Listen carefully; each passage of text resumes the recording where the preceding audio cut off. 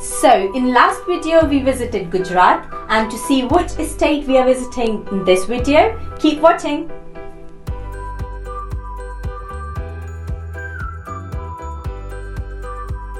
Hey guys, welcome back to Vegan Hut, your perfect place for quick and simple vegan recipes with easily available ingredients. And welcome if you're first time here. So in today's video, I am going to be taking you to Punjab, the north of India.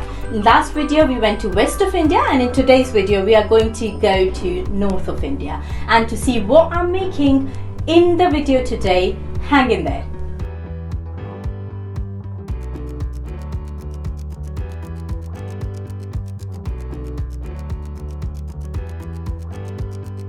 First, we are going to start with dessert, which is Phirni. For that, I have taken half a cup of rice, which I have washed nicely and soaked it in water for about half an hour. It should be soaked until it's able to break nicely. Then I'm simply going to transfer that into a grinder and grind it nicely, which is coarse. It doesn't need to be finely grinded, it just needs to be coarsely grinded. Once that is done, I am simply going to take a pan and transfer that grinded rice into the pan and try to break it nicely. There shouldn't be any lumps in that. Just try to make it a little bit even in the pan. And then once that is done, I am simply going to add about 1 cup of sugar.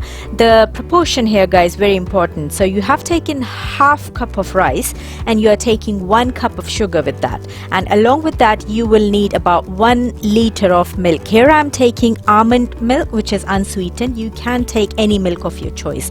Just mix all of that together, mix it nicely in the pan and let it boil. It needs to be boiled to the consistency when the milk becomes half of its quantity. Just the consistency what you are seeing now is what you need for this, and this is nice and consistent. Now I am simply going to add some cardamom powder in that, about 1 teaspoon of cardamom powder. And then I am also going to be adding some pinch of saffron in that. That is just to give that smell and taste and color to it as well. Guys, as you can see here, although the milk is being boiled quite a lot in this, up to the half of quantity what it was, but still it has not stuck at the bottom of the pan. That's exactly what you need here. The milk should not be sticking at the bottom of the pan, otherwise it will give that burnt smell into the dessert and which will not taste nice at all. So it's very important that you keep stirring it while you are making it. Because this dessert needs to be served cold, that's why I'm going to transfer it into a bowl in which I'm going to serve and put it in the fridge for about half an hour. Next, we are going to make Pakora Curry. For that, I have taken about half a cup of gram flour, and in which I'm going to add about half a teaspoon of salt, and then I'm also going to add about half a teaspoon of turmeric powder in that.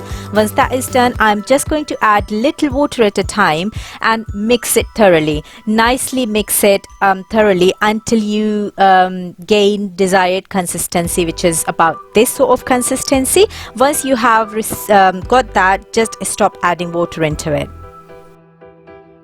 Next, we are going to take a pan and take oil in that to deep fry the pakoras or fritters. In that, just add a little quantity at a time and make it into nice and fluffy fritters / pakoras.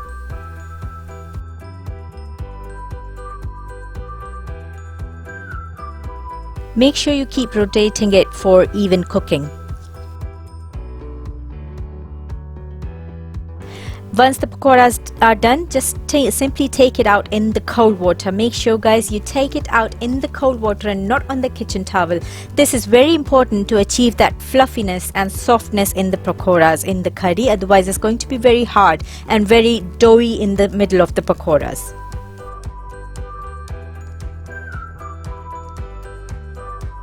Once that is done, I'm going to prepare our batter for the curry. For that, I have taken about 4 tablespoons of soya milk yogurt. In that, I am adding about 2.5 tablespoons of gram flour, and then I'm going to mix it properly, adding little water at a time. I am simply going to be adding water and making a nice batter out of it, guys. Make sure you mix it nicely, not to have any lump in that. Even if you get any lump at the end, do keep it aside for like 10-15 minutes and that will dissolve automatically. To make curry, I'm going to take a pot and about 2 tablespoons of oil, and in that I'm going to add about 1 teaspoon of fenugreek seed, 1 teaspoon of cumin seed, and 1 teaspoon of mustard seed, and in it goes chopped ginger and chopped chilies in that as well. And then simply I'm going to add the batter which we made for curry in that as well. Once that is added, I am also going to add about 1 cup of water in that again, and then I'm going to add some more turmeric powder. Here I have taken about 1 teaspoon. Then mix it thoroughly and bring it to boil. Once our curry starts boiling, we are simply going to take our pakoras, press it with soft hand, guys, very soft hand, and add those pakoras into the curry.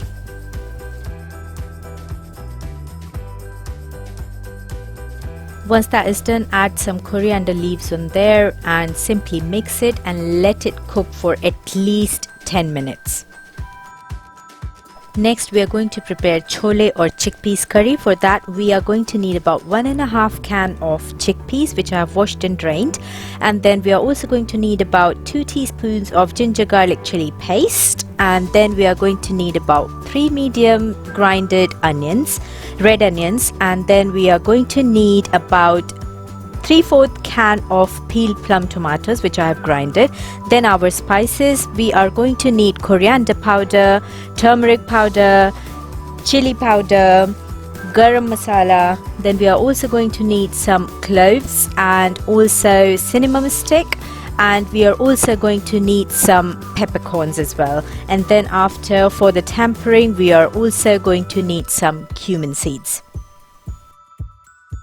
To prepare it, we are going to take a pan, and in that we are going to take about 3 tablespoons of oil. Here I'm using rapeseed oil, and after it's warm, add cumin seeds in that and about small piece of cinnamon stick, and then we are going to add about 6 to 7 peppercorns in that as well, and also we are going to add about 5 cloves in that as well, and 1 bay leaf. Once that starts splattering, I am going to add the onions in that and let it become translucent. Cook it until onions become translucent nicely, and once that has become translucent, I am going to add ginger garlic chili paste in that and mix it nicely. Let it cook for about 40 seconds and then add our tomatoes in that as well. Once that is added into that, just let it cook for another half a minute or so, and then add spices. I'm adding about 2 teaspoons of coriander powder, 1 teaspoon of turmeric, 1 teaspoon of chili powder, and 2 teaspoons of garam masala. Mix it thoroughly and let it cook for about 1 minute. So once you start seeing oil separating from your gravy from the sides and from the center, that is when your gravy is cooked nicely, and then after you can add your chickpeas in that. So take your chickpeas and start adding it into your gravy. This is, by the way, with every gravy, not with only with this shark. So once that is done, mix the chickpeas together, add about 1 cup of water in that, and then after you have added that water, mix it thoroughly, and then after I am simply going to mix it thoroughly.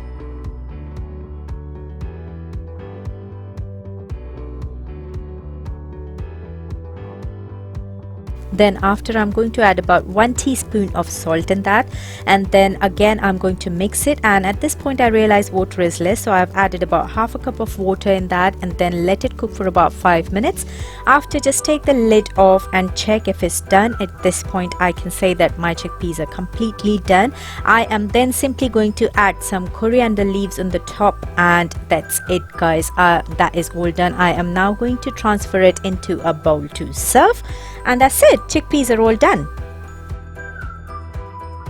Now we are going to prepare a cucumber raita. For that I am going to take about 3 tablespoons of soya milk yogurt, and in that I am going to add some water to make it into a running consistency, and then I'm going to add a little bit of salt and then about half a teaspoon of cumin powder in that as well. And once that is added, I am simply going to mix it together nicely. Once that is mixed nicely, I am going to add my grated cucumber. Here I have taken about 1/6 of cucumber.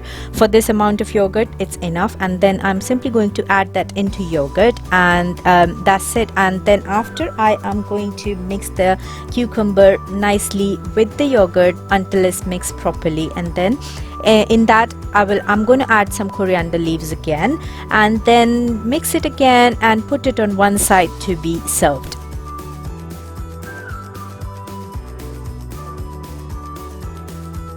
Then I'm going to prepare rice, and for that I have taken about 1 cup of rice which I have washed nicely and then soaked in water for about half an hour, and in that I am going to add 2 cups of water. It's always the proportion, guys. If you are taking 1 cup of rice, then 2 cups of water, and likewise. And in that I'm going to add about 1 teaspoon of salt and cook it.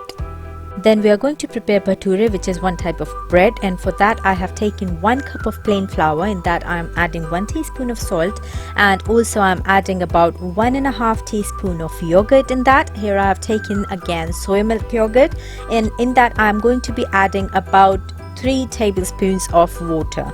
Now simply going to mix it and make it into a dough. Keep mixing it, guys. Don't worry about making your hands dirty or anything until you get the required dough. Once you have got the dough, knead it properly until it's nice and fluffy.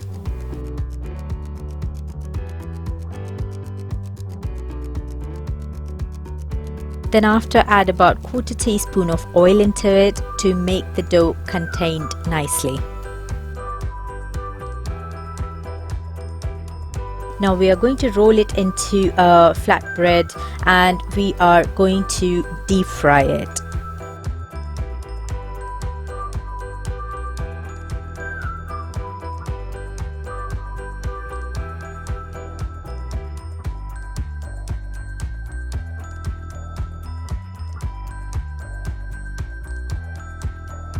We need to cook it nicely and evenly from both sides and make it into a nice and fluffy bread like this.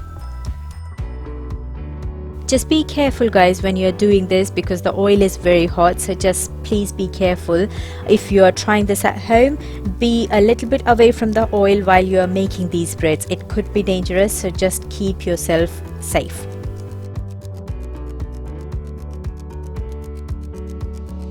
Once it's done, simply take it out on the kitchen towel, and that's it, guys. Everything for this thali is now ready, and we are simply going to serve it.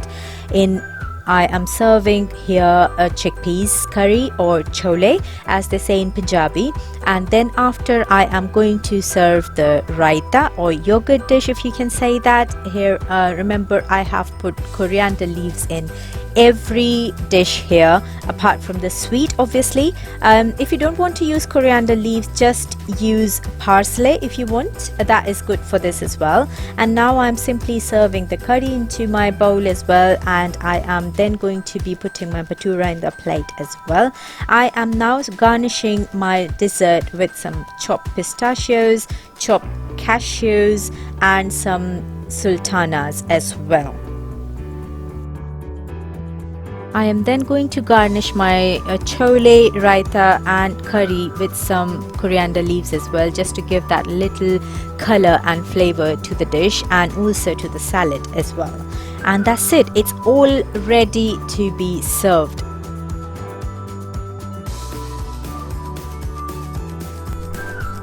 So guys, this was the Punjabi Thali. This was the very basic version of the Punjabi Thali. Basically in North India, Punjabis are the food lovers. They just love their food and they want it to be perfect all the time.